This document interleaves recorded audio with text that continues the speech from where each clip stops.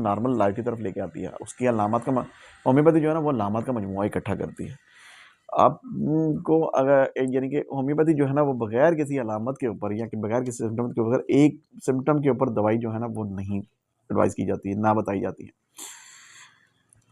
हायोसामिस, Oram metallicum, stramonium और स्टेफसगेरिया और इसके अलावा इग्नेशिया, इस तरह की बहुत सारी मेडिसिन जो है वो जब करवाई जाती हैं इस्तेमाल, तो इसमें अलामत के ऊपर मेडिसिन जो है ना वो अलग-अलग दी जाती है।